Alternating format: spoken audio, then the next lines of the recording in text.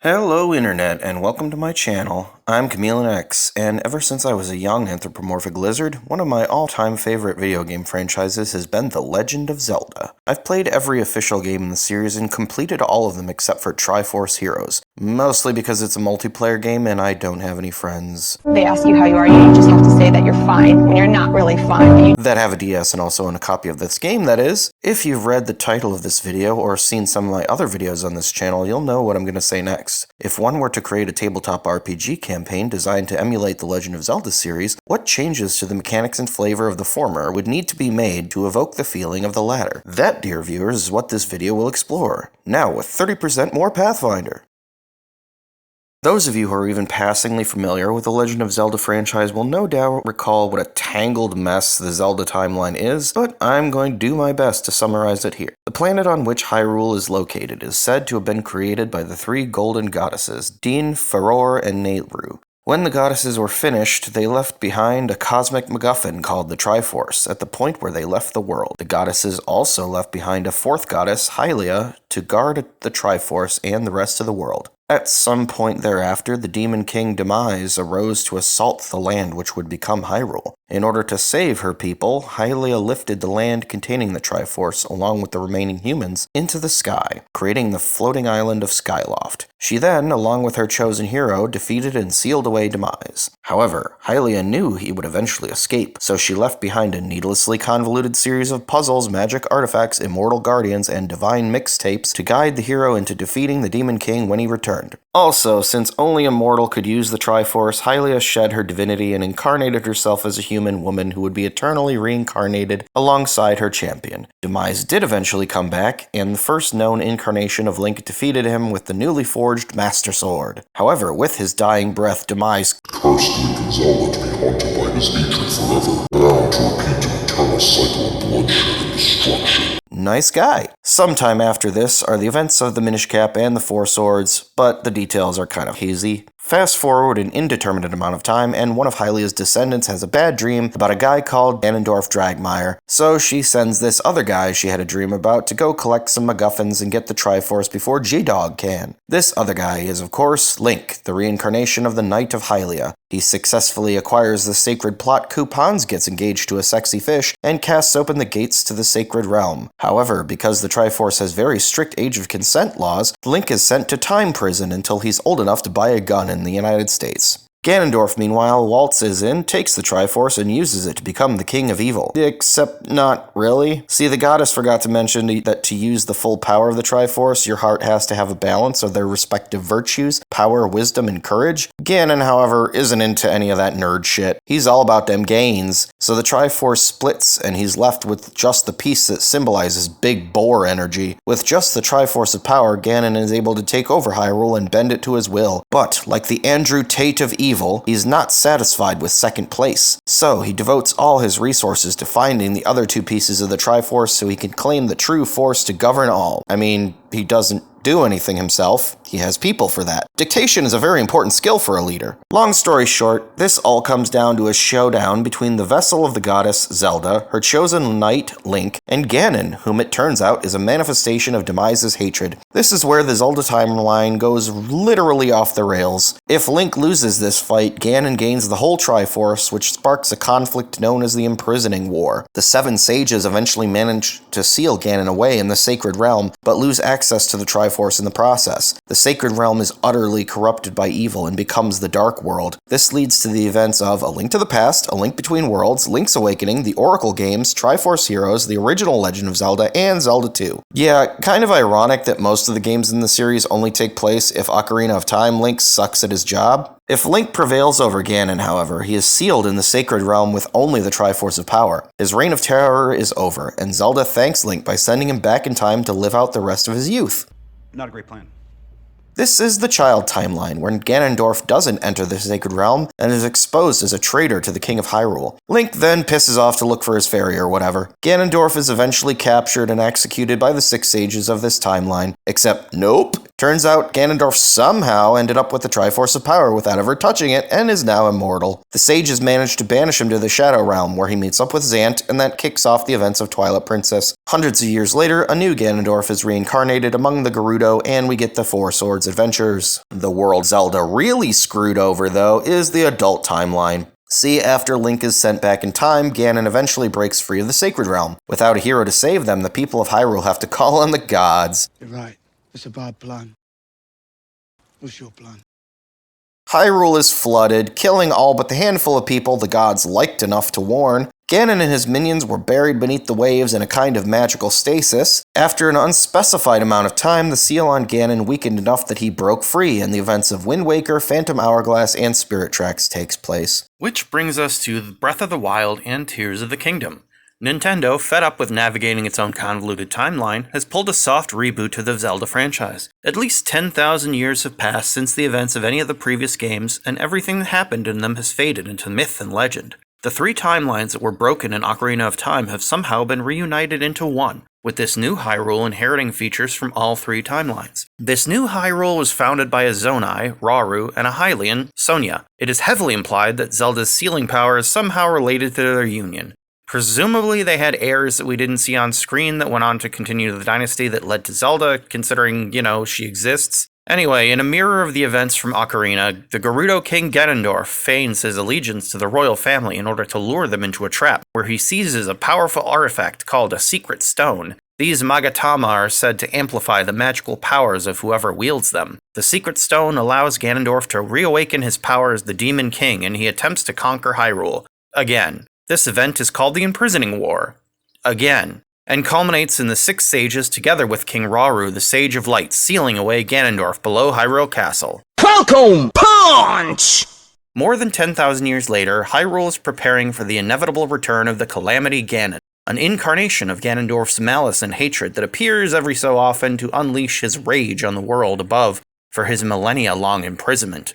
The royal family and their Sheikah allies use their advanced technology to create autonomous sentries called Guardians and massive siege weapons called the Divine Beasts, which they successfully used to repel Ganon's incursion the last time. However, this time, the Calamity is able to seize control of the Sheikah tech and turn it against Hyrule, utterly devastating the world and nearly killing Link and Zelda. The hero is kicked back to the lobby to wait for a respawn, while Zelda enables God Mode and spends the next 100 years trying to keep Ganon sealed in Hyrule Castle to limit his ability to destroy the rest of the world. Finally, Link rejoins the server, but it's been so long since his last save that he has no idea what the hell is going on. After binge reading the lore wiki, he finally realizes it's his mission to purge Ganon's malice from the divine beasts, free the spirits of the champions who died defending them, once again prove himself worthy to wield the sword that seals the darkness, and finally confront and seal away the Calamity once more. So he does that. An unspecified number of years later, however, the damage done to Hyrule Castle during the Calamity, and the divine beasts of fire and their lasers,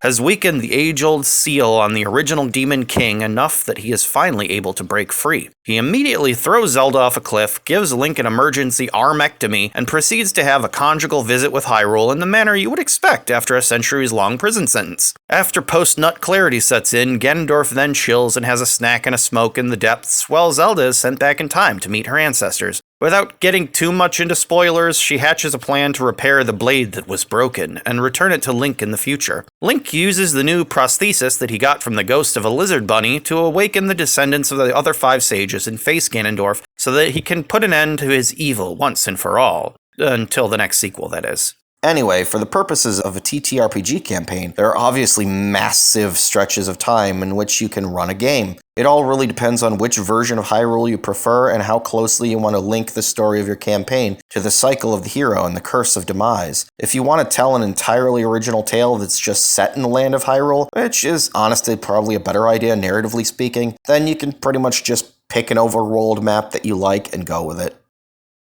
The world featured in the Legend of Zelda series is an unnamed planet with at least 2 continents, at least 1 ocean, and is generally Earth-like for most intents and purposes.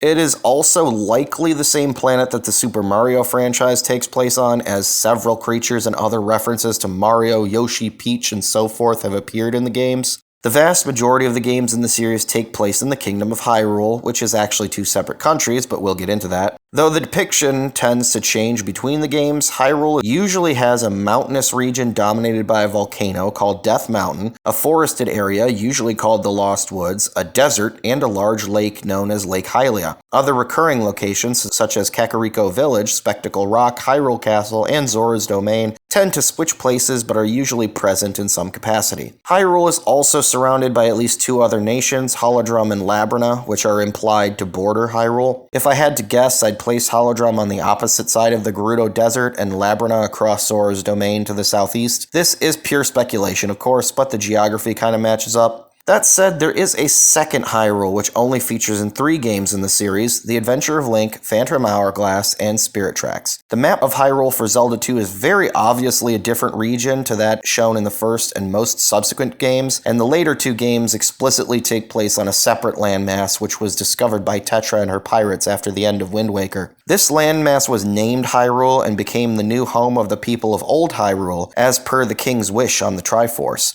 Notably, in Zelda 2, Death Mountain is located to the southwest, while in almost every other incarnation of Hyrule, it's located to the north or northeast. Ergo, it's logical to assume that the portion of Hyrule that is shown in Zelda 2 is on the other side of Death Mountain from Ocarina of Time's Hyrule, to the northeast of Kakariko Village. Again, all of this is pure speculation, but if I were drawing up a world map for a Zelda TTRPG, that's where I would place everything. Now, there are 2 other locations that don't really fit into our model here, one being Koholint Island from Link's Awakening and the other being Termina. The former is obviously and explicitly not a real place. It's an illusory island literally conjured from the dreams of a sleeping god whale, and the latter is unclear. Nothing is clarified in-game, but from out-of-game sources, the land of Termina seems to be in a similar situation to Koholint, an illusory realm created by the whims of a divine being. In this case, Majora, the evil entity within the eponymous mask, apparently created Termina from the memories of the Skull Kid. This explains why it's so eerily similar and has so many clones of people from Ocarina of Time. It was meant to be both a playground for Skull Kid to act out his revenge fantasies, but also a prison for his mind,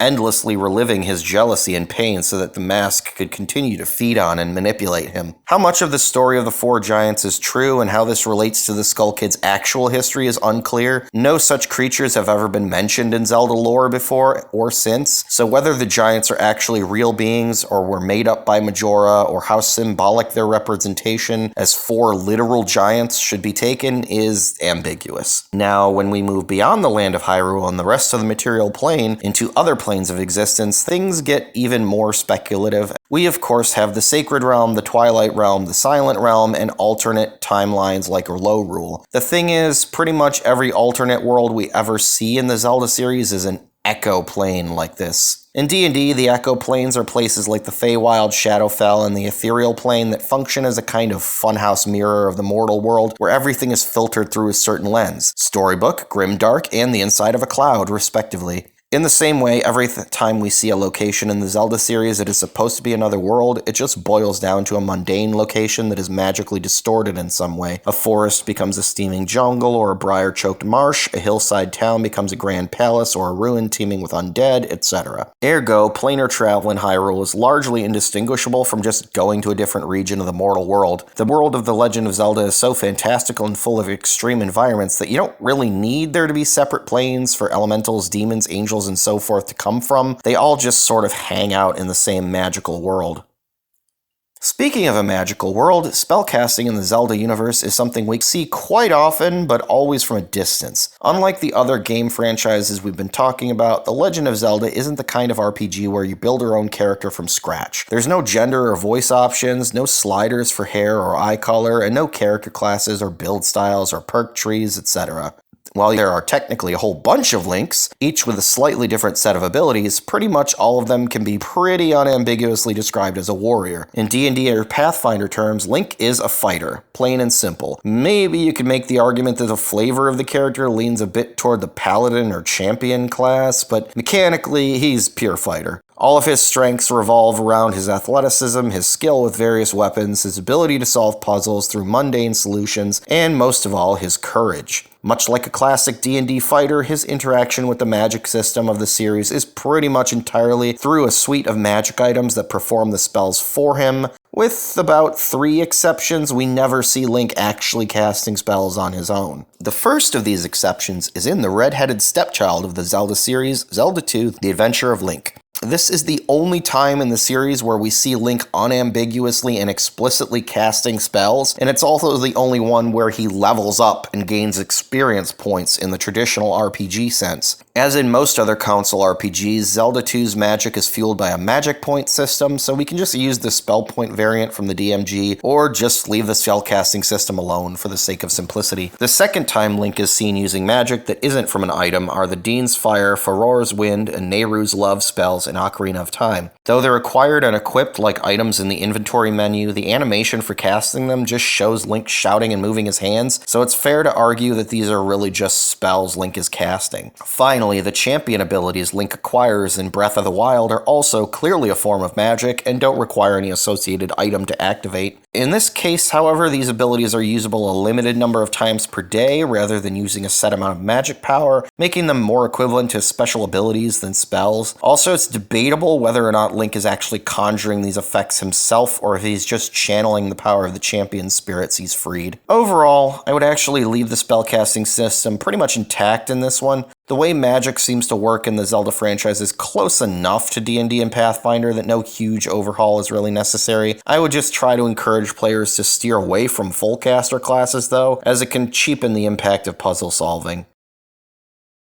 Speaking of casters, The Legend of Zelda is another example of a game that easily slots into the fantasy tropes that D&D or Pathfinder pull from, so there isn't really any specific holes to fill in the class structure. Pretty much any character class and build from the TTRPG can make sense in Hyrule. Even if your game isn't set after the Great Calamity, there's been hints of advanced technology and magical constructs throughout the series. Pathfinder's Alchemist class is likewise at home, as potions and elixirs with magical properties are a mainstay of the Zelda series. Now, when it comes to the character races, that's where we've got some design work to do. We've got Deku, Zora, Goron, Raito, Sheikah, Gerudo, Hylian, and a bunch of other random sentient creatures that have appeared in the Zelda series and which might be appropriate as player characters. So here's what I came up with when it comes to race options. I based these racial abilities largely on what we see in the games, primarily in Majora's Mask, as that's the only game thus far that allows us to play as anything but a human. I did a quick Google search and found that, unsurprisingly, there have been quite a few attempts to translate Zelda's races into the various editions of D&D and First Edition Pathfinder. Ergo, some of what you see here is probably going to be somewhat similar to those other attempts, but I assure you that it is purely a result of working with the same source material. Now, I realize there's a bit of an issue about using Majora's Mask as a basis, as, like I said before, it's canonically not real, so we don't know if the abilities that are given to the Goron, Zora, and Deku in that game are actually features of the races in the real world, or just fabrications of Skull Kid's mind. So for this reason, I tried to relegate those features to racial feats, keeping the base racial features centered around what has been observed in the other games. One thing I did notice while searching is that nobody seems to have tried to create Zelda-themed ancestries for Pathfinder 2nd Edition, so that's exactly what I did. I took each of the 5e Zelda races I designed and made a PF2 version, using the common ancestries in the core rulebook as an example. I also made up a bunch of ancestry feats for each of these ancestries, as well as heritage options, and so forth. I'm still not as familiar with the Pathfinder system as I am with D&D, so I can't really vouch for how balanced these options are, so if anyone who knows about the game sees any obvious flaws, don't hesitate to criticize them in the comments. Another thing of note is that almost all of the other conversions I've seen made the Gerudo a separate race, even in cases where Hylians and Sheikah are presented as a subrace of humans. This is odd to me, as other than the whole female-only thing, it's pretty obvious that the Gerudo are just humans with an Indian/Arabian cultural motif going on. So in my project, I just made the Gerudo a human heritage option. For the 5th edition version, I used dragon-marked houses from the Eberron campaign book as an example of what human subraces should look like. All of them get to add a d4 to checks with 2 skills, and the Sheikah in particular gain an expanded spell list if they're casters. I tried to make these options more or less balanced with each other and the vanilla races, but some of them might be a bit off the mark. In particular, I found it difficult not to make the Zora seem a bit underpowered compared to the other races. Pretty much the only advantage they seem to have is that they can swim, breathe underwater, and live a long time.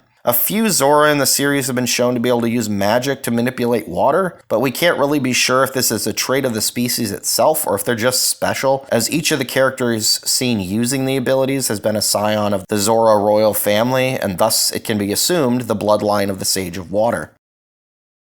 Okay, now here's one of the main features of a Zelda campaign. Apart from dungeon crawling and fighting monsters, Zelda has pretty much always been about wandering the world and finding cool treasure. A lot of the time these are key items needed to complete the game, but oftentimes they're just a useful bonus to reward you for exploring and trying creative ways of using your various abilities to uncover secrets. There are certain mainstays that appear in basically every Zelda game: the bombs, the bow, the boomerang, some kind of musical instrument, and of course a sword and shield. There's also a few other items that are quite common but not universal. The hook shot, or some variation of it, is very common, as is a hammer of some kind. Magic rods or canes appear in several games, as does an item that allows Link to lift heavier objects, and beginning in Ocarina of Time, a slingshot has made several appearances as well. Apart from these, almost any kind of magic item can fit in a Legend of Zelda campaign as long as it meets one general rule: versatility. Of all the magic items in the game, there's exceptionally few that directly boost Link's stats. Honestly, the only ones I can think of offhand are the pieces of heart and heart containers, the odd magic gauge upgrade, and the aforementioned item that increases your lifting strength. I suppose you could also include the capacity upgrades for the bow, bomb, slingshot, and wallet, but that's not really Link himself getting buffed, so much as just getting better versions of his existing gear. Ergo, when deciding which magic items to place in your campaign, the number one concern I would have is, does this item provide new options for traversal or puzzle solving? Boots of speed or a cloak of protection might be attractive to your average adventurer, but a rope of climbing or cap of water breathing would be more in line with the kind of items that you would find in a Legend of Zelda game. More importantly, consider your dungeon trap and puzzle design. The vast majority of Zelda games feature dungeons that are impossible to complete or sometimes even to enter without a specific item that has been found in an earlier adventure. Some games, like the original Legend of Zelda and especially Breath of the Wild, offer much more freedom in choosing the order in which you tackle the game's challenges, but generally there's always an optimal path that provides the most linear difficulty curve. So it's even more important than in a standard TTRPG campaign to be aware of your players' abilities and to keep track of what you hand out to them. I would generally disallow the purchase of magic items unless you specifically place them there. Players in a Zelda campaign should ideally have no control over what kinds of magic items they gain access to, except for the type of armor or weapons they use. It should be a surprise to what each dungeon they enter is going to provide, with clues in the form of puzzles and other obstacles that can't be overcome with their current kit. By the way, basic equipment is probably the only other case I'd consider giving someone a direct numerical bonus. Most weapons and shields in the Zelda series don't really have any explicit special abilities over the previous model. They simply do more damage or allow Link to take less damage. Occasionally they'll allow him to deflect attacks he couldn't with a lesser shield, and in most of the games the blade beam is locked behind at least one sword upgrade. There's also the mirror shield, which appears every so often and can be used in puzzle solving. Link's armor upgrades, though most of the time just offering protection, do rarely have additional effects, such as the tunics in Ocarina of Time and the plethora of outfits available in Breath of the Wild. Generally, though, you're justified in just giving out +1 or +2 weapons, armors, and shields, and keeping the real focus on the miscellaneous gear that offers more versatility. Anyway, when it comes to converting magic items from the Zelda series, it's fairly straightforward. Most of the items Link finds have a specific function, although in some cases, like the hookshot or magic powder, it can be a bit challenging to convert into game mechanics. Though the concept is simple and intuitive, explaining them in the kind of legalese that TTRPGs use to prevent min-maxing can be a bit daunting. I've gone ahead and created a bunch of sample magic items from the Zelda series, covering most of the main ones that appear most commonly across the various games. I've excluded a few, like the various lifting items, since they're basically just gauntlets of ogre power. I also didn't include the various sword upgrades, like the white sword, noble sword, magical sword, etc., since, like I said, they're basically just generic magic weapons. Likewise with the magical shield, Highland shield, red shield, etc. I did include the mirror shield since it does have unique mechanics, and I merged the red mail and blue mail from the NES games and Link to the Past with the Goron and Zora tunic from Ocarina of Time, respectively. For the Master Sword, I used the Vestiges of Divergence from Critical Role as a model. When you first find the Master Sword, it's basically just a flat damage upgrade, and it needs to be powered up in some way to be able to access its full powers. Probably a blessing from the sages, a great fairy, Princess Zelda, or just some other checkpoint in the plot of your campaign. If you want, you can also have a character take damage from trying to draw the Master Sword. Like in Breath of the Wild and the first Legend of Zelda, this would effectively act as a level cap, where one of your players has to be strong enough to tank the damage before they're worthy to wield the Blade of Evil's Bane. I'd say a flat 50 damage would be a good standard. Most characters should be able to reach that threshold before level 7-ish, right around the sweet spot where most campaigns start heading into the third act. I would, of course, provide some in-game warning to the players, either via an NPC or a signpost or something, that drawing the Master Sword is potentially deadly if they're too weak to handle it. Of course, if your campaign doesn't include Ganon as the BBEG, you don't really even need to include the Master Sword. You could instead try the Four Sword, the Phantom Sword, the Locomo Sword, or any other endgame weapon in its place, depending on the needs of your campaign. In fact, fun idea, you could actually build a campaign around the Four Sword, with each of your players playing a differently colored version of Link. In the games, they're identical, but in your campaign, they don't have to be. Just some food for thought. Another big piece of the Zelda formula, finding treasure and slaying monsters is like 75% what you do in the average Zelda game, and the series has a massive list of iconic creatures to draw from. Some of them are easy enough to reflavor. Moblins are basically just orcs with javelins, Wolfos are direwolves, Lizalfos and Dinalfos are pretty much just lizard folk and red half-dragons respectively. Keese are bats, Skulltulas are giant spiders, and so forth. Now, I did go ahead and make stat blocks for a bunch of the more iconic monsters that have their own unique mechanics, and which have appeared in multiple games in the series. Here is just a quick showcase of some of the monster designs I came up with. If you want to see the rest, I'll try to share a link to the PDF file and see if that works. Note that most of these monsters have more powerful variants of them, typically a weaker version that's red or orange and a stronger version that's blue or purplish. Breath of the Wild reintroduces this concept with its white, silver, and gold variants of more standard creatures. If you want to add these to the game, you can just take the stat blocks here and simply boost up their stats to whatever challenge rating you want. Maybe max out their hit points and double their proficiency bonus if you want to keep it simple. Whatever BBG you choose for the campaign, I would strongly recommend Mythic Actions. It is extremely common for final bosses in the Zelda series to have at least 2 stages. When the party drops the first stage boss to 0, have them transform into a bigger and more dangerous monster. There are way too many bosses in the Zelda series for me to come up with stat blocks for all of them and still get this video out on time. So as an example, I just went ahead and made one for the big guy himself. As you can see, I tried to base his abilities as close as possible to what has been shown in the games. He's meant to be a more calculating and cunning foe while in his Gerudo form, but when he transforms into Ganon, he becomes a rampaging beast. Now this is a thematic choice that doesn't hold true in all of the games, so you can feel free to run him as only slightly less in control than his humanoid form. Honestly, I would have given him a spellcasting action in piggy form, since he has been shown to cast spells in that form, but I literally didn't have room left in the stat block, so consider spellcasting Ganon an optional rule.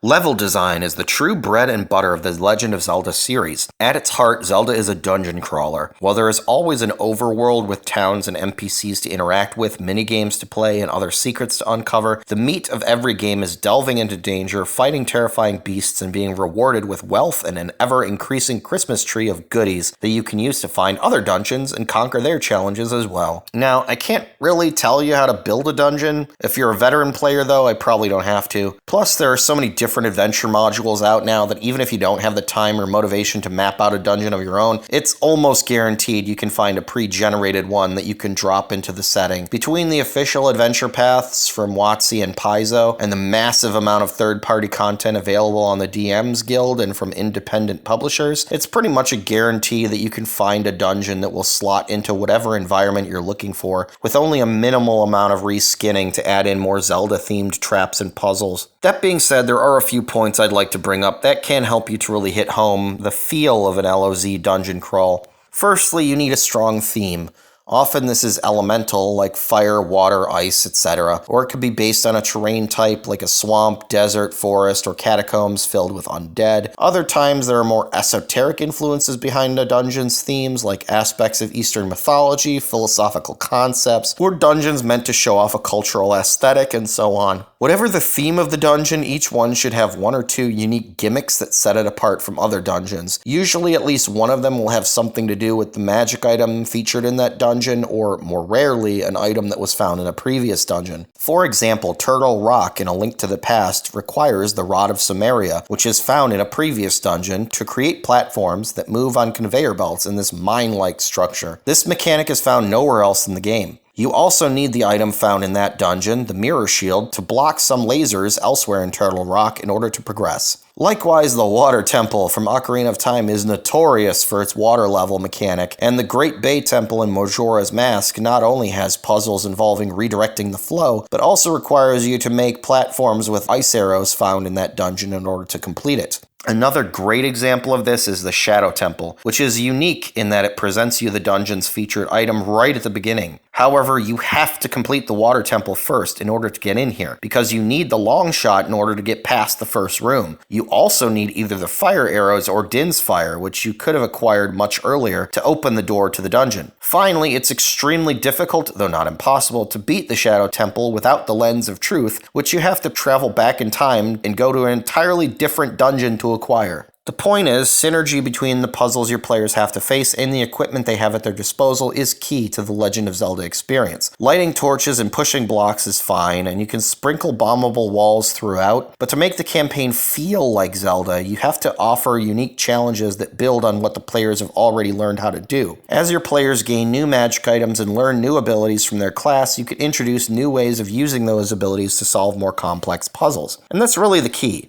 Puzzle solving is at the core of what a Zelda dungeon crawl is all about, and while it helps to have a few places that serve as a safe spot to rest or restock on bombs, arrows, and such, most of the floor space of your dungeon should be taken up by a series of self-contained obstacles. Whether the goal is to kill everything in the room, or to open the door, find a hidden switch, or light some torches while on a moving platform or collapsing walkway, each room should present its own challenge to overcome. It's also important to reward creativity, though this is advice for any TTRPG. The Zelda series is all about using the tools at your disposal to avoid traps and defeat your enemies, and in a tabletop game, your players have way more freedom to improvise solutions than in a video game that's limited to what the developers programmed into it. So, if one of your players has a really neat idea for how to solve your puzzle or bypass a trap that wasn't in your notes, don't be afraid to change things on the fly to give them a win. They'll enjoy feeling clever, and you can always just reuse the material you wrote somewhere later on down the line.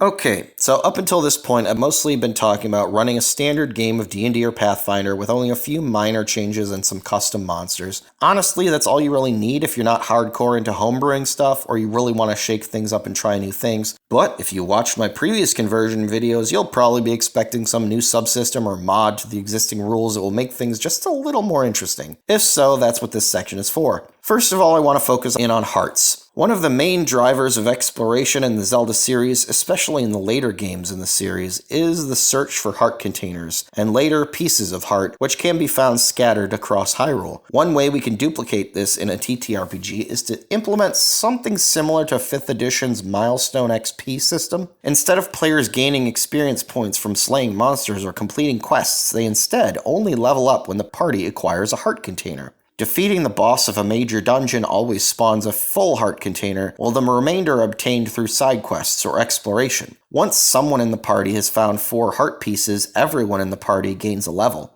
This approach places less emphasis on slaying monsters per se, and subtly encourages players to invest more time into exploring, experimenting, and talking to NPCs. They never know when a conversation with a seemingly unimportant bystander could lead to a heart piece, or it could be one for engaging in a game of chance in town, or just laying out in the open waiting for someone to figure out a way to reach it. This also has the same advantages of the milestone system in that you, as the game master, can control the pacing of when the party reaches certain levels by by making heart pieces more or less plentiful. The next experimental thing I came up with is a stamina wheel system. Each character would start with a number of stamina points equal to the total of their strength and constitution modifiers, and would regain a number of stamina points at the start of each of their turns equal to their constitution modifier, and refresh all of them after 10 minutes or if you take a short or long rest. If your stamina reaches 0, you gain 2 levels of exhaustion in 5e, while in Pathfinder you become fatigued. Either condition lasts for 1d4 rounds, at which point it ends. Whenever you make an ability check to climb, jump, or swim, you can spend stamina instead of rolling to gain an automatic success. The number of points you need to spend depends on the difficulty of the check, as noted on the table below. In Pathfinder, you can spend 50% more than you need to, rounded up, in order to get a critical success on the check instead. In addition, you can spend 5 stamina points to take the dash, dodge, or disengage action as a bonus action, or to take the raise a shield action as a free action. In D&D, you can also spend 5 stamina to make an extra attack when you use the attack action on your turn. In this system, the extra attack feature of the warrior classes would just increase your stamina maximum by 2 instead of enabling an extra attack on its own. The monk's flurry of blows, instead of requiring you to spend ki, would instead reduce the cost of extra attacks to 2 each as long as you're using an unarmed strike. In Pathfinder, you can instead spend points from your stamina when you use the strike action to reduce your multiple attack penalty by 2 per point for that attack. Each attack still counts against your MAP unless otherwise specified, so your next attack would still have the normal penalty. Finally, you can also hand out martial maneuvers from the Battlemaster list as special techniques for non-Battlemasters that can be fueled by stamina points. 1 stamina point would be the equivalent of 1 superiority die. The size of the die would still level up along with the characters as if they were a Battlemaster, presuming they're single-classed in a martial class. If one of your players is a Battlemaster, these bonus maneuvers don't count against their limit, and they can use either stamina or superiority dice to fuel their maneuvers, whichever they choose. You can have these maneuvers taught by a mentor character like Orca, the Blade Brothers, or Stelphos Link, or gifted to the character by a great fairy, or they could just find sword scrolls teaching the techniques as treasure. All of this provides a boost to martial characters and serves to incentivize players away from dedicated spellcasters.